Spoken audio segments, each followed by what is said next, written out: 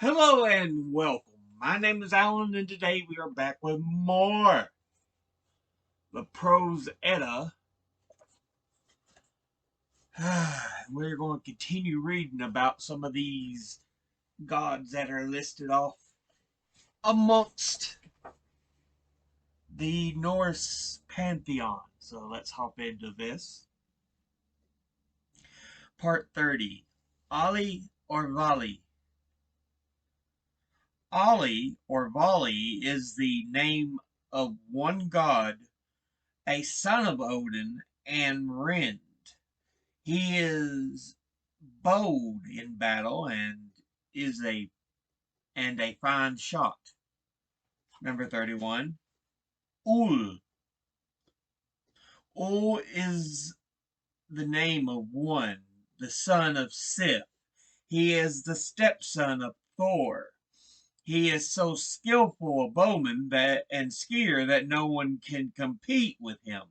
He is beautiful to look at and is an accomplished warrior. He is also a good person to pray to when in single combat. 32. Forseti.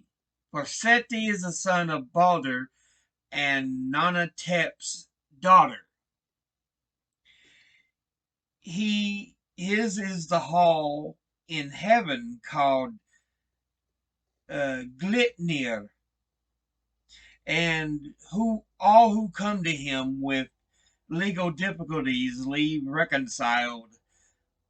That hall is the best place of judgment known to gods and men, as it says here.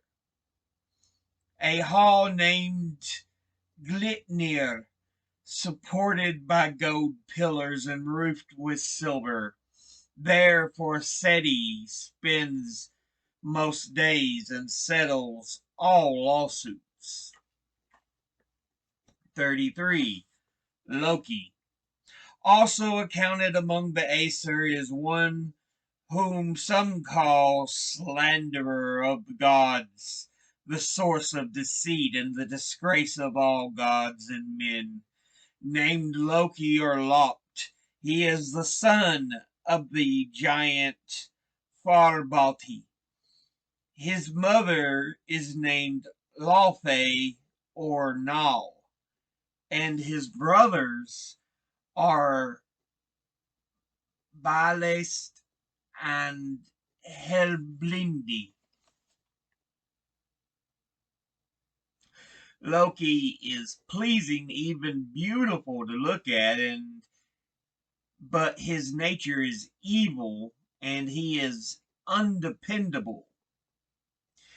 More than others, he is the kind of wisdom known as cunning and is treacherous in all matters.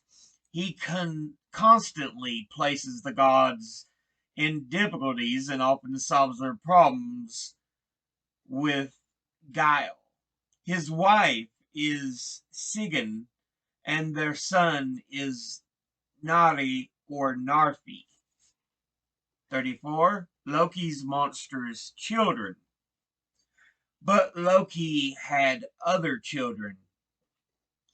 With Angraboda, sorrow bringer, an ogress who lived in Giantland, Loki had 3 children. One was Fenrir, the second was the Midgard serpent, and the third was Hel. When the gods discovered that their 3 siblings were being brought up in Giant Land, they learned through prophecies that misfortune and evil were to be expected from these children. All of the gods became aware that harm was on the way, first because of the mother's nature, but even more so because of the father's. Then all fathers sent the gods to seize the children and bring them to him. When they appeared before him, they threw the serpent into the deep sea that surrounds all lands. But the serpent grew so large that now, out in the middle of the ocean, it lies coiled around all lands, biting its tail. Hell he threw down into Niflheim and made her ruler over 9 worlds. She has the power to dole out lodgings and provisions to those uh, who are sent to her, and they are people who have died of disease or old age. She has there an enormous dwelling with walls of immense height and huge gates. Her hall is called El Hudenir, or betrayed with snowstorms. Her dish is hunger. Her knife is famine. Her slave is lazy, and slothful is her woman servant. The threshold over which people enter is a pitfall called Fallanda Forad, or falling to peril. Her bed is named Kor, or sick bed, and her bed curtains are named Blickjandabol, or gleaming disaster. She is half black and half a lighter flesh color and is easily recognized. Mostly she is gloomy and cruel. The Aesir raised the wolf at home, but only Tyr had the courage to approach it and feed it. But the gods saw how much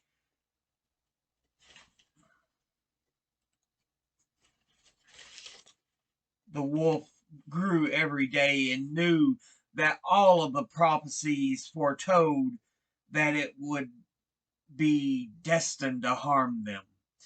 Then the Aesir devised a plan to make an especially strong fetter. They named it Liding and brought it to the wolf, inviting him to test his strength against it. As it seemed to the wolf that this test would not require much strength, he let them do as they wished. The first time the wolf stretched the muscles in his legs, the fetter broke. Thus he freed himself from lading. Next, the gods made a second fetter, twice as strong. It was called Dromi. Again, they asked the wolf to test the fetter, telling him that he would become renowned for his strength if such magnificent forging was unable to hold him. The wolf thought to himself that even though the fetter was very strong, his strength had grown even more since he had broken lighting. He also recognized that to become renowned, he would have to place himself in danger, and so he let them put the fetter on him.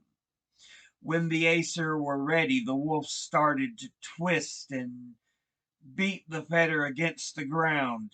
He struggled with all his might, and using his legs, he snapped the fetter with such force that the pieces flew into the distance.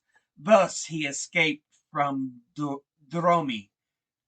Since then, there has been an expression: when a task is extremely difficult, that one frees oneself from lighting or breaks out from Dromi. After this happened, the gods began to fear that they would not succeed in binding the wolf. So Allfather sent Skimir, or the Bright One, Frey's messenger, down to Svartalfheim, or the world of the Dark Elves. and there he had some dwarves make the fetter called Glitnir. It was constructed from 6 elements: the noise of a cat's footsteps, the beard of a woman, the roots of a mountain, the sinews of a bear, the breath of a fish, and the spittle of a bird. Though previously you had no knowledge of these matters, you can now you now can quickly see the proof that you were not deluded. You must have noticed that a woman has no beard, a cat's movement makes no loud noise, and mountains have no roots. Truly I say, all you have been told is equally reliable, even if you have no way to test some things. Then Gungleri said, I can certainly understand the truth of what you say. I accept the examples you have used. But what you did, but what did the fetter look like when it was completed? Hai answered, that I can easily tell you. The fetter was smooth and soft as a silk ribbon. Yet it was reliable and strong, as you will now hear. When the fetter was brought to the Aesir, they heartily thanked the messenger for carrying out his errand. Then the gods traveled out to a lake called Amsvarnir, or Pitch Black, and sent for the wolf to accompany them. They went on to the island named Lingvi, where they showed the wolf the silky band, offering to let him try to break it. They told him that despite its thinness, it was somewhat stronger than it appeared. Passing it among themselves, each tested the band's strength in his hands. No one could pull it apart.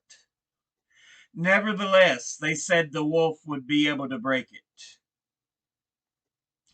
Then the wolf answered, it seems to me that a ribbon like this one, which is so narrow a band, offers no renown even if I break it apart. But if it is made with cunning and treachery, even though it looks unimpressive, then I will not permit this band to be put on my legs.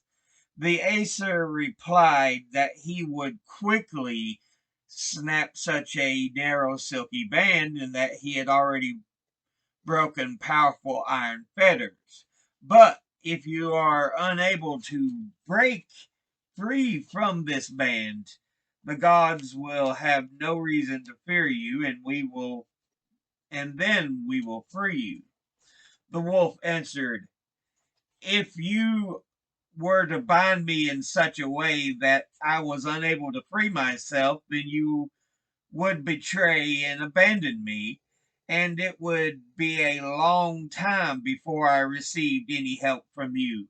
I am unwilling to allow that band to be put on me. Rather than questioning my courage, why not let one of you place his hand in my mouth as a pledge that there is no treachery in this offer.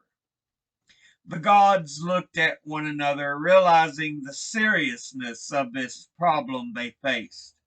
No one was willing to hold out his hand until Tyr raised his right hand and laid it in the wolf's mouth.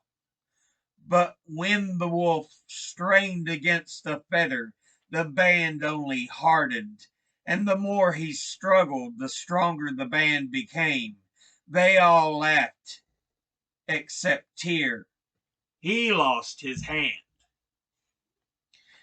When the Aesir saw that the wolf was truly bound, they took the part that hung loose from the fetter.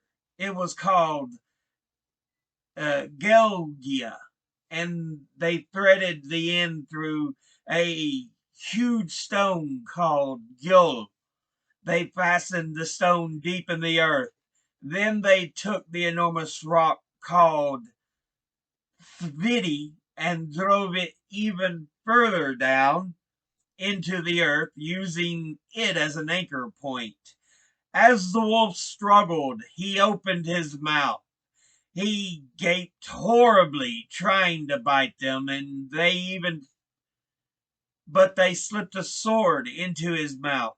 The hilt struck the lower gums and the blade the upper gums, wedging his jaw open. As he growled menacingly, saliva drooled from his mouth, forming the river called Vine, or Hope. There he remains until Ragnarok. Then Gangleri asked, "What gruesome children Loki sired? All these brothers and sisters are in themselves fearsome. But why didn't the Aesir kill the wolf, since they could expect only destruction from him?" Hai answered, "The gods hold their sacred places and um, sanctuaries in such respect that they chose not to defile them with the wolf's blood, even though the prophecies foretold that he would be the death of Odin." So yeah, I'll go ahead and end this episode here. Yeah, we see what happens to the great wolf Fenrir. He's got a big part in Norse mythology. Fenrir himself is this giant, enormous wolf and a child of the trickster god Loki.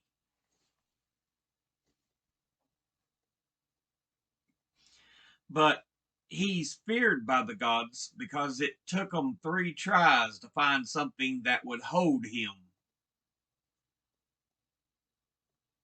And the god of death, the underworld, or the god of death, I guess. The Norse gods are kind of a little more nuanced, but anyway, the god Tyr is who I'm talking about. Lost his hand to the wolf, but he was the only one willing to do something uh, with the wolf because he's the one that usually fed it. All the other gods were so afraid of how powerful the wolf was. So, yeah, it's looking interesting so far. Some really interesting information. Sorry, I was a bit slow on reading that one. It happens from time to time where I cannot get my tongue and brain to function at a similar speed. It's just kind of uh, uh, uh. But anyway, as always, educate thyself. Think, read, study, learn. Someone tries to tell you something you have trouble believing, ask them to cite their sources. I'll see you all in the next video. Until then, later.